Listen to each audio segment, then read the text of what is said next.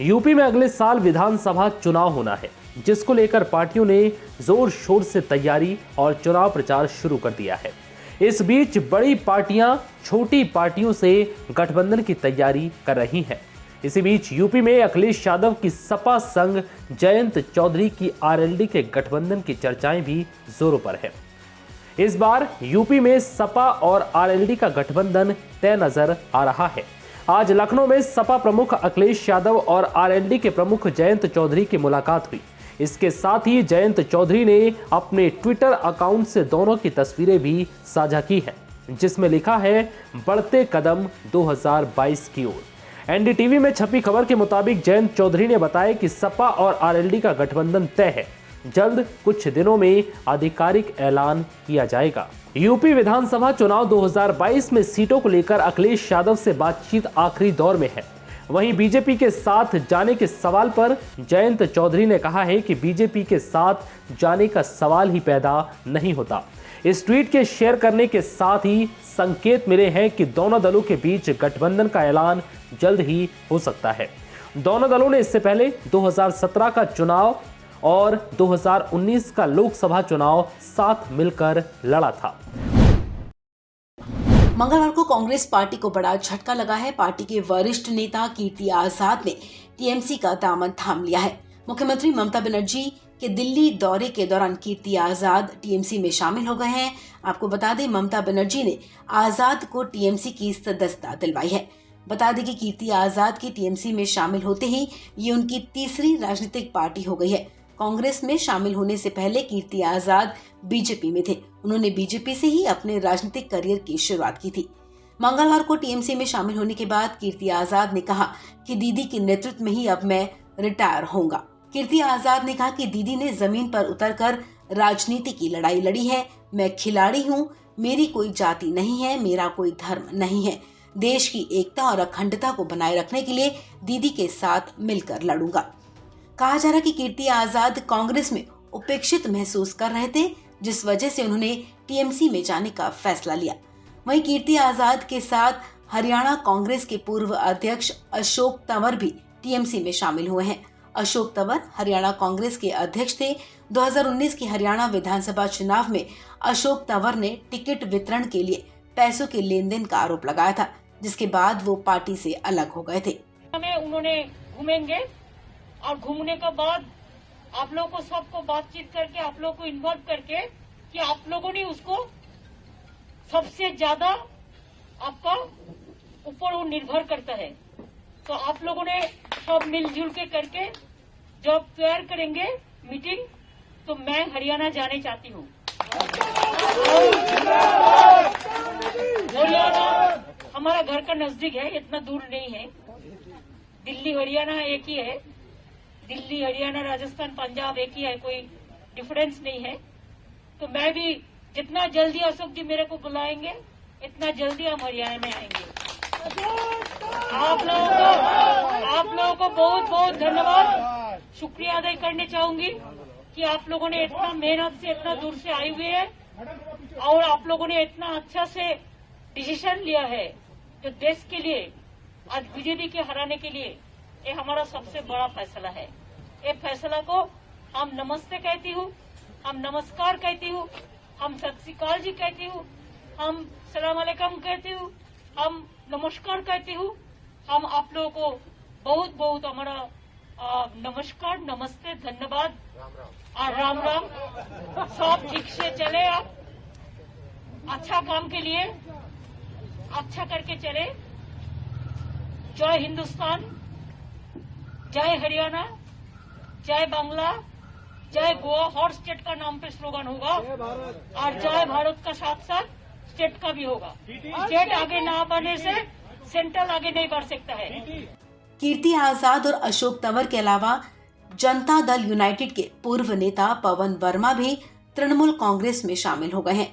दिल्ली में TMC chief Mamata Banerjee की मौजूदगी में वर्मा पार्टी में शामिल हुए हैं।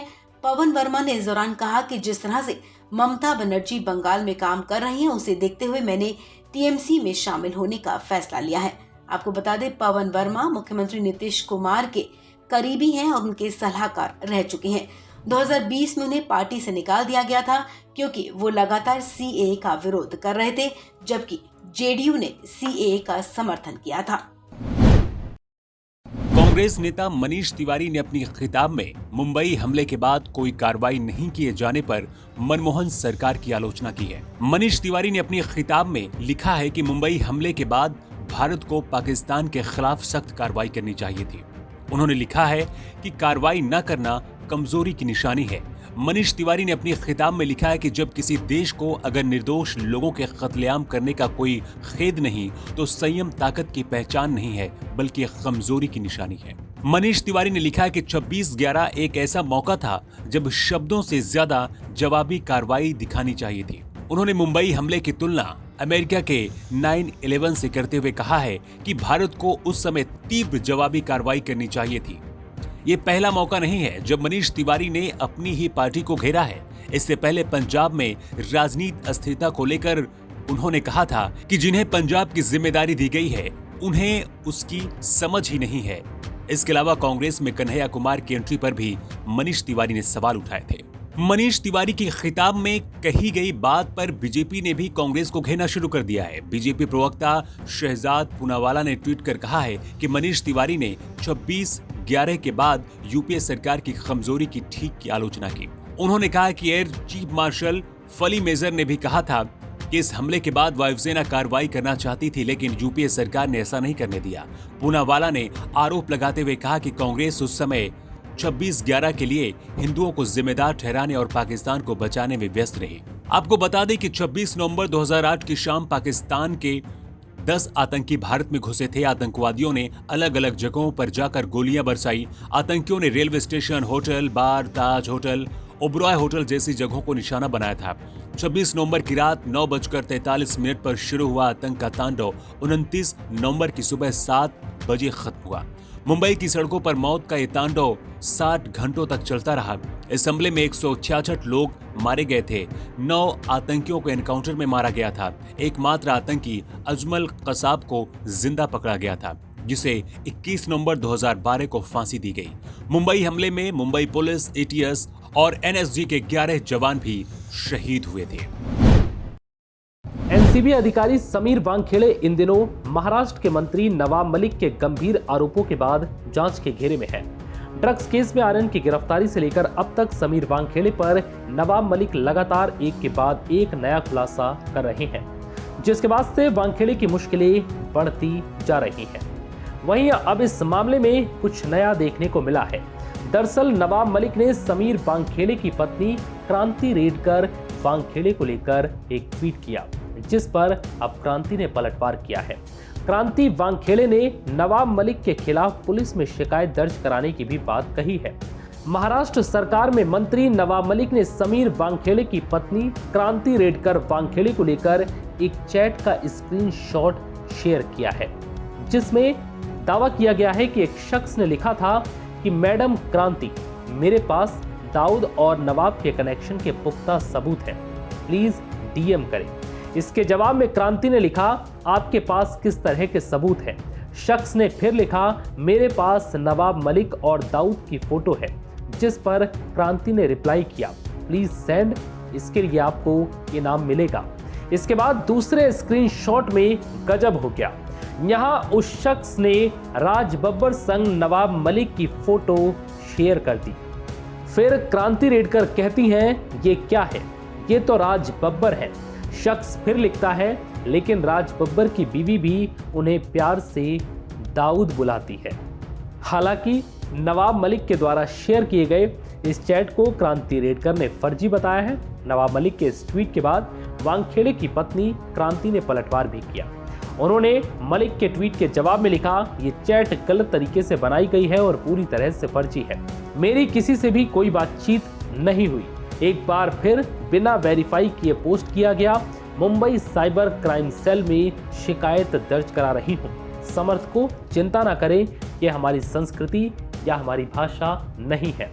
बता दें कि नवाब मलिक और समीर वानखेड़े के बीच शुरू हुई जंग खत्म होने का नाम नहीं ले रही। मुंबई एनसीबी की टीम ने महाराष्ट्र के नांदेड़ में छापेमारी कर बड़ी कार्रवाई की है। मुंबई एनसीबी के जोनल डायरेक्टर समीर वानखेड़े की टीम ने महाराष्ट्र के नांदेड़ से बड़ी मात्रा में ड्रग्स का भंडाफोड़ किया है। खबर है कि इस दौरान भारी मात्रा में अफीम और पॉपी स्ट्रॉ बरामद किया गया है। एनसीबी की टीम ने कामथा नांदेड़ में ऑपरेशन को अंजाम देकर कुल 111 किलो पॉपी स्ट्रॉ, 1.4 किलोग्राम अफीम, 1.55 लाख रुपए नगद के साथ साथ पॉपी स्ट्रॉ पीसने के लिए इस्तेमाल की जाने वाली 2 मशीनों और नोट गिनने की मशीनें भी जब्त की हैं। NCB Mumbai in its continuous fight against drug suppliers and peddlers in Maharashtra. NCB Mumbai launched an operation at Kamta district, Nanded, and seized a total 111 kgs of poppy straw, 1.4 kgs of opium, cash of 1.55 lakhs, along with 2 grinding machines which are used for the grinding of poppy seeds. Apart from that, electronic scale note counting machine on 22/11/2021, and 3 people have been intercepted. And details में on specific information, team of NCB Mumbai conducted a search located at Kamtha, Nanded, and busted clandestine drug unit. Drug operation following, जैसा मैंने आपको बताया, those things were recovered. NCB Mumbai registered the case in crime number 99 of 2021. Further operations are also going on to nab the suppliers also, as well as the other important people in the chain. Nanded, Jalna और औरंगाबाद जिलों में सोमवार की रात से शुरू हुई छापेमारी में अब तक कुल 100 किलो से ज्यादा मादक पदार्थ जब्त किया गया है। वहीं इस मामले में अब तक 3 लोगों को हिरासत में लिया गया है। जानकारी के मुताबिक एनसीबी मुंबई की ये रेड कल यानी सोमवार को शुरू हुई थी और ये अब भी जारी है। इस बड़े ऑपरेशन के तहत एनसीबी ने ड्रग्स फैक्ट्री का भंडाफोड़ तो किया ही है, साथ ही 3 लोगों की गिरफ्तारी भी इस दौरान की है। त्रिपुरा में स्थानीय निकाय चुनाव 25 नवंबर से ही शुरू होगा।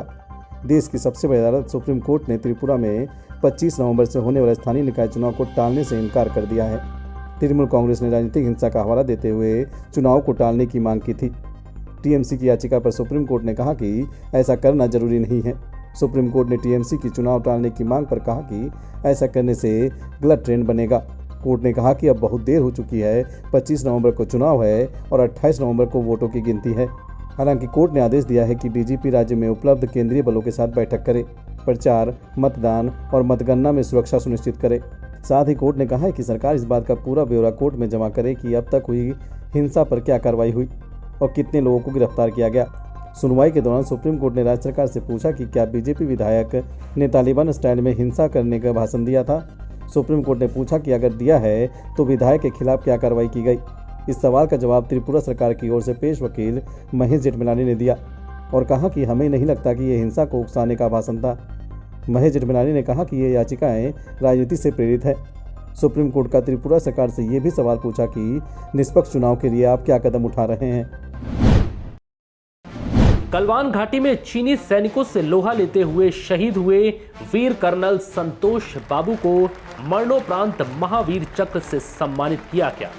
महावीर चक्र परमवीर चक्र के बाद दूसरा सबसे बड़ा सैनिक सम्मान है। राष्ट्रपति रामनाथ कोविंद ने यह सम्मान उनकी मां और पत्नी को दिया।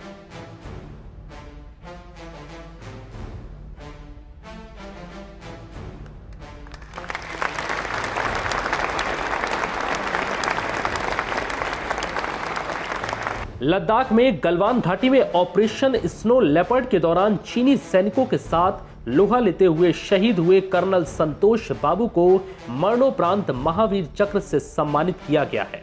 वहीं ऑपरेशन स्नो लेपर्ड का हिस्सा रहे नायब सूबेदार नुडूराम सोरेन, हवलदार के पिलानी, नायक दीपक सिंह और सिपाही गुरतेज सिंह को भी वीर चक्र से सम्मानित किया गया।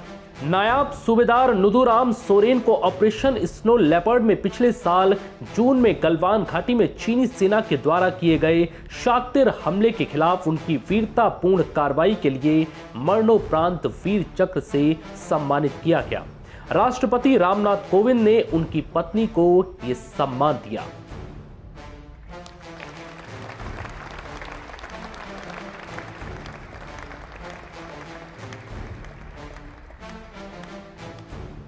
बता दें कि कर्नल संतोष बाबू ने चीनी सैनिकों की घुसपैठ की कोशिश को नाकाम करने के लिए अपनी जान को न्यौछावर कर दिया था। कर्नल संतोष 16 बिहार रेजिमेंट के कमांडिंग ऑफिसर थे। दरअसल 15 जून को चीनी सैनिकों के घुसपैठ को रोकने में हुई झड़प के दौरान सेना के 20 जवान शहीद हो गए थे। महावीर चक्र भारत का दूसरा सबसे बड़ा वीरता पुरस्कार है। शहीद कर्नल संतोष बाबू को मरणोपरांत महावीर चक्र से सम्मानित किया गया। कर्नल संतोष बाबू ने शहीद होने से पहले चीनी सेना के साथ शांति स्थापित करने के लिए कई दौर की बातचीत की थी। साथ ही गलवान घाटी में ऑपरेशन स्नो लेपर्ड के दौरान चीनी सैनिकों के साथ हुई हिंसक झड़प में शहीद हुए 5 अन्य जवानों को भी वीर चक्र से सम्मानित किया गया।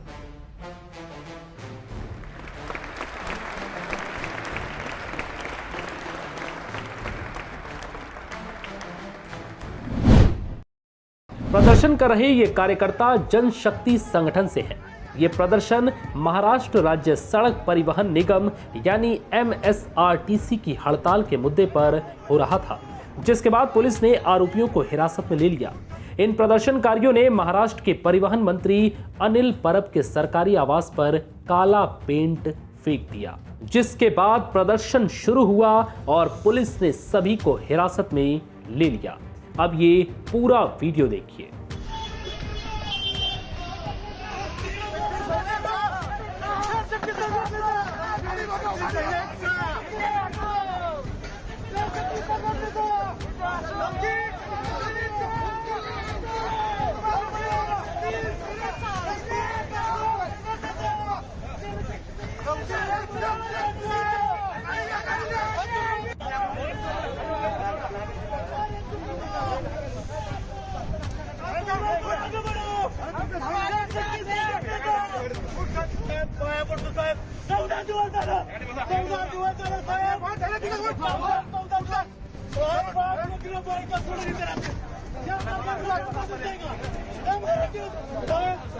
इससे पहले सोमवार को एनसीपी प्रमुख शरद पवार ने उप मुख्यमंत्री अजीत पवार, परिवहन मंत्री अनिल परब और MSRTC अधिकारियों के साथ बैठक की।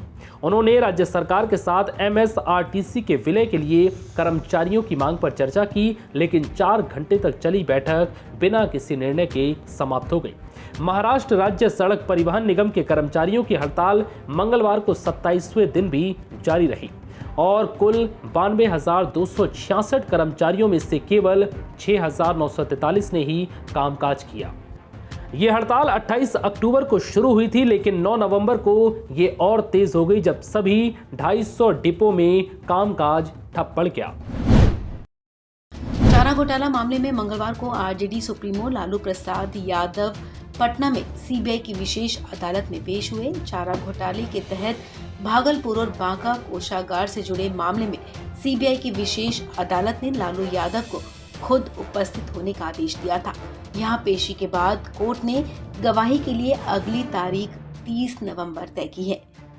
मंगलवार को ही सुनवाई के बाद लालू के वकील सुधीर कुमार सिन्हा ने कहा कि 30 नवंबर से गवाही शुरू होगी। हम लोग पूरी तरह से तैयार हैं। उम्मीद है कि हम लोगों का पक्ष सुनने के बाद कोर्ट हमारे मुवक्किल लालू प्रसाद यादव को बरी कर देगा। हालांकि मंगलवार को ही सुनवाई के दौरान लालू यादव को कोर्ट से थोड़ी राहत भी मिली है। लालू यादव ने कोर्ट को बताया कि वो बीमार चल रहे हैं, डॉक्टर उनका इलाज कर रहे हैं। ऐसे में उन्होंने कोर्ट से खुद को कोर्ट आने से राहत देने की मांग की है। इस पर अदालत राजी हो गई है। आरजेडी सुप्रीमो ने कोर्ट में कहा, हुजूर, मैं अक्सर बीमार रहता हूं, ऐसे में मुझे कोर्ट में पेश होने से राहत दीजिए। मेरे वकील इस मामले को देखेंगे। लालू यादव ने कोर्ट से वादा किया कि जब भी उनकी जरूरत होगी वो उपस्थित रहेंगे। उनकी इस मांग पर सीबीआई कोर्ट ने लालू यादव को 30 नवंबर को खुद के उपस्थित रहने से राहत दी है। उनकी जगह उनके वकील बात रख सकेंगे। कोर्ट में पेशी के लिए लालू यादव सोमवार को ही दिल्ली से पटना पहुंच गए थे। उनके साथ उनकी पत्नी राबड़ी देवी और बेटी मीसा भारती भी आई थी। गौरतलब है कि ये मामला भागलपुर और बांका कोषागार से 46 लाख रुपए की अवैध निकासी से जुड़ा है। कोर्ट ने लालू समेत 28 आरोपियों को 23 नवंबर को पेश होने का आदेश दिया था। देश विदेश में साइबर अटैक जारी है। अब global web hosting company GoDaddy में बड़ी डाटा लीक की खबर है। गोडैडी से 12 लाख यूजर्स की निजी जानकारी लीक हो गई है। इस डेटा लीक का खुलासा गोडैडी इंक ने खुद किया है। कंपनी का कहना है कि 12 लाख एक्टिव और इनएक्टिव यूजर्स जिन्हें वर्डप्रेस के जरिए मैनेज किया जा रहा था, उनकी ईमेल आईडी और फ़ोन नंबर समेत निजी जानकारी लीक हो गई है। कंपनी के एक बयान के मुताबिक डाटा लीक की ये घटना 17 नवंबर 2021 को हुई है। हालांकि इसकी शुरुआत 6 सितंबर को ही हो गई थी।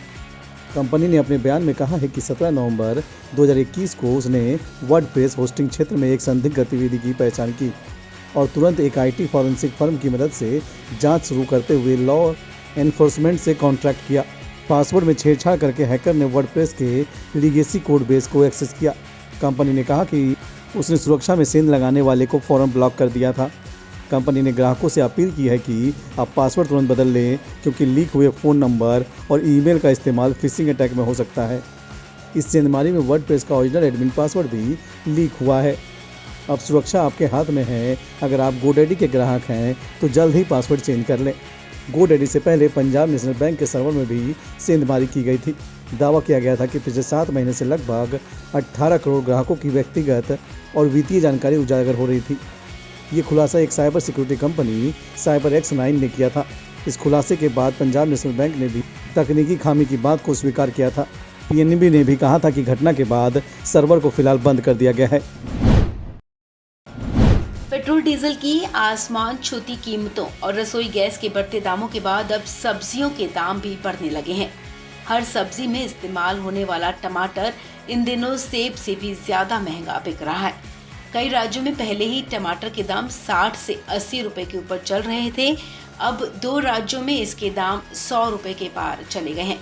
आंध्र प्रदेश और तेलंगाना के कई इलाकों में इन दिनों टमाटर 100 रुपए से ऊपर बिक रहा है। सब्जी के दामों में हुई वृद्धि से आम जनता को कई तरह की परेशानियों का सामना करना पड़ रहा है। उत्तर प्रदेश में भी टमाटर 100 रुपए प्रति किलो बिक रहा है। ग्राहकों का कहना है कि इस वक्त सारी सब्जी ही महंगी है। सब्जी में सबसे महंगा टमाटर है, जिसके दाम अभी सेब से भी ज्यादा हो गए हैं। ऐसे में सब्जी के बढ़े दामों ने रसोई का बजट पूरी तरह से बिगाड़ कर रख दिया है। आपको बता दें, देश में टमाटर की आपूर्ति सबसे ज्यादा आंध्र प्रदेश, महाराष्ट्र और कर्नाटक में होती है। आंध्र प्रदेश सबसे बड़ा सप्लायर है। यहाँ 58,000 हेक्टेयर भूमि पर 26.67 लाख मीट्रिक टन टमाटर की पैदावार होती है। राज्य में सबसे ज्यादा उत्पादन चित्तूर और अनंतपुर जिले में होता है। लेकिन आंध्र प्रदेश में पिछले कुछ दिनों में भारी बारिश हुई है। कई इलाकों में बाढ़ ने दुर्गम स्थिति पैदा कर दी है। आंध्र के चित्तूर और अनंतपुर जिले बाढ़ से सबसे ज्यादा प्रभावित रहे। इन सभी जिलों में बाढ़ से फसलों को भारी नुकसान हुआ है, जिसकी वजह से टमाटर की कीमतें अचानक बढ़ गई हैं। इससे पहले डीजल के बढ़े दामों के चलते सब्जियों की कीमतें बढ़ गई थी और अब बाढ़ की वजह से सब्जियों के दाम एक बार फिर से बढ़ गए हैं। अलग अलग मुद्दों पर अपनी ही सरकार को घेरने वाले बीजेपी सांसद सुब्रमण्यम स्वामी ने एक बार फिर से मोदी सरकार पर तंज कसा है। बीजेपी सांसद ने देश में लगातार बढ़ रही महंगाई को लेकर मोदी सरकार पर तीखा हमला बोला। स्वामी ने तंज कसते हुए कहा कि उम्मीद है कि जल्द ही राहत मिलेगी। सुब्रमण्यम स्वामी ने मिडिल क्लास लोगों की परेशानी बताते हुए आसमान छू रहे सब्जियों के दामों को लेकर ट्वीट किया है। उन्होंने अपने ट्वीट में लिखा कि इस महंगाई से जल्द राहत मिलने की भी उम्मीद है। बीजेपी सांसद के इस ट्वीट पर कई यूजर्स ने भी प्रतिक्रिया दी है। सुब्रमण्यम स्वामी ने भी कई यूजर के ट्वीट का जवाब दिया है। सुजय गुप्ता नाम के एक ट्विटर यूजर ने बीजेपी सांसद के ट्वीट पर प्रतिक्रिया देते हुए लिखा कि ये पूरी तरह से मोदी नॉमिक्स है। बीजेपी सांसद सुब्रमण्यम स्वामी ने भी यूजर के ट्वीट के जवाब में लिखा कि ये मोदी कॉमिक्स है, क्योंकि वो अर्थशास्त्र नहीं जानते हैं। वहीं ट्विटर हैंडल @Mr.Disappoint ने भी स्वामी के ट्वीट पर प्रतिक्रिया दी है। उन्होंने लिखा है कि कभी नहीं सोचा था कि टमाटर सेब जितना महंगा हो जाएगा। गौरतलब है कि इस समय सब्जियों के भाव आसमान छू रहे हैं। हर सब्जी में इस्तेमाल होने वाला टमाटर इन दिनों सबसे महंगा बिक रहा है। इसके अलावा लगातार बढ़ रहे सब्जियों के दामों ने रसोई के बजट को बिगाड़ कर रख दिया है। एयरटेल के बाद अब वोडाफोन आइडिया ने भी प्रीपेड रिचार्ज का रेट बढ़ा दिया है। नए टैरिफ एयरटेल के जैसे ही हैं। वोडाफोन आइडिया की नई दरें 25 नवंबर से लागू होंगी। वोडाफोन आइडिया ने भी अपने बेस प्लान को 79 रुपए से बढ़ाकर 99 रुपए कर दिया है। आपको बता दें कि इससे पहले सोमवार को सबसे बड़ी टेलीकॉम सेक्टर की कंपनी भारती एयरटेल ने अपने प्रीपेड टैरिफ और डेटा टॉपअप प्लान के दाम बढ़ाने की घोषणा की थी और अब वोडाफोन आइडिया भी इसी राह पर चल पड़ा है। कंपनी ने अपने नोटिफिकेशन में कहा कि प्रीपेड टैरिफ रेट बढ़ाने के बाद नए प्लान से APRU यानी कि एवरेज रेवेन्यू पर यूजर से मिलने वाला औसत रेवेन्यू बढ़ेगा, जिससे दबाव में चल रही इंडस्ट्री को सपोर्ट मिलेगा।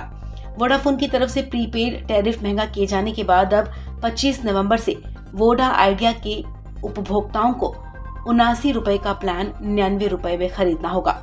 149 वाला प्लान 179 रुपए में मिलेगा। 1498 वाला प्लान अब 1799 रुपए में रिचार्ज कराना होगा और 2399 रुपए वाला प्लान अब 2899 रुपए का मिलेगा। वहीं डेटा टॉपअप प्लान की बात करें तो 48 रुपए वाला टॉपअप अब 58 रुपए में चार्ज होगा। 98 रुपए वाला प्लान 118 रुपए का होगा। 251 रुपए के प्लान को महंगा करके 298 रुपए कर दिया है। वहीं 351 वाले प्लान के लिए सीधे 418 रुपए खर्च करने होंगे।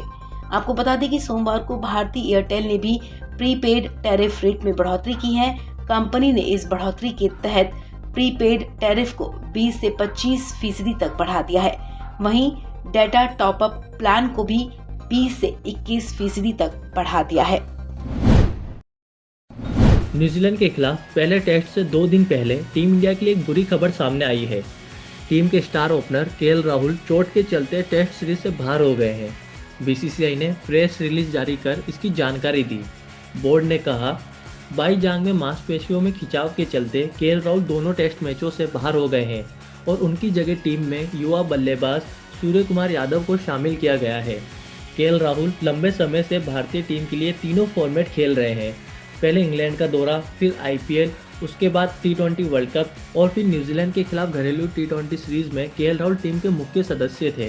इंग्लैंड दौरे पर खेले गए 4 टेस्ट मैचों में KL राहुल ने शानदार प्रदर्शन करते हुए 39 की औसत से 315 रन भी बनाए थे। 8 पारियों में उनके बल्ले से एक शतक और एक अर्धशतक देखने को भी मिला था। न्यूजीलैंड टेस्ट सीरीज से पहले BCCI ने कप्तान विराट कोहली, रोहित शर्मा, तेज गेंदबाज जसप्रीत बुमराह और मोहम्मद शमी को आराम दे रखा है। ऐसे में राहुल के चोटिल होने के बाद टीम पर वाकई एक बड़ा संकट आ गया है। बता दें, विराट को सिर्फ पहले टेस्ट मैच के लिए आराम दिया गया है। मुंबई में होने वाले दूसरे टेस्ट मैच में वो टीम का हिस्सा होंगे। मुंबई के स्टार बल्लेबाज सूर्य कुमार यादव को न्यूजीलैंड के खिलाफ खेली जाने वाली टेस्ट सीरीज में शामिल किया गया है। सूर्या इससे पहले T20 टीम में भी टीम का हिस्सा थे। वो कोलकाता से कानपुर में भारतीय टीम में शामिल होंगे। रावलपिंडी एक्सप्रेस के नाम से मशहूर पूर्व पाकिस्तानी तेज़ गेंदबाज शोएब अख्तर ने खुलासा किया है कि अब वो भविष्य में कभी दौड़ नहीं पाएंगे। इस बात की वजह उन्होंने ट्वीट करते हुए बताई है। उन्होंने ट्वीट करते हुए जानकारी दी है कि वो घुटने की रिप्लेसमेंट सर्जरी कराने ऑस्ट्रेलिया के शहर मेलबर्न जा रहे हैं। 46 वर्षीय अख्तर ने 2 साल पहले अपने घुटने की रिप्लेसमेंट सर्जरी ऑस्ट्रेलिया के मेलबर्न में ही करवाई थी। शोएब अख्तर को अपने करियर में काफ़ी चोटों का सामना करना पड़ा है, जिसके कारण उन्हें एक बार फिर से घुटने की सर्जरी से गुजरना पड़ेगा। क्रिकेट इतिहास की सबसे तेज़ गेंद डालने वाले शोएब अख्तर ने ट्विटर पर इस बात की जानकारी देते हुए लिखा कि मेरे दौड़ने के दिन पूरे हो गए हैं। मैं अपने घुटने की रिप्लेसमेंट सर्जरी के लिए जल्द ही मेलबर्न जाने वाला हूं। बता दें कि अब उनका घुटना रिप्लेस होगा। शोएब अख्तर ने ठीक यही पोस्ट इंस्टाग्राम पर भी शेयर की है। उनकी इस खबर का पता चलते ही उनके चाहने वालों ने उनकी अच्छी सेहत की कामना करते हुए उन्हें जल्द ही ठीक होने को कहा है। बता दें कि शोएब अख्तर ने साल 2011 में क्रिकेट के हर प्रारूपों से संन्यास लिया था। उन्होंने अपने करियर में बड़े बड़े दिग्गजों को पानी पिलाया है। इतना ही नहीं, क्रिकेट इतिहास में सबसे तेज़ गेंद डालने का रिकॉर्ड भी उन्हीं के नाम है। क्रिकेट से रिटायरमेंट लेने के बाद वो कमेंटेटर बने और क्रिकेट एक्सपर्ट के तौर पर काम भी किया। उनका अब अपना YouTube चैनल भी है, जिस पर अक्सर शोएब बेबाकी से अपनी राय रखते हैं। बाकी की तमाम खबरों के लिए आप बने रहिए वन इंडिया के साथ।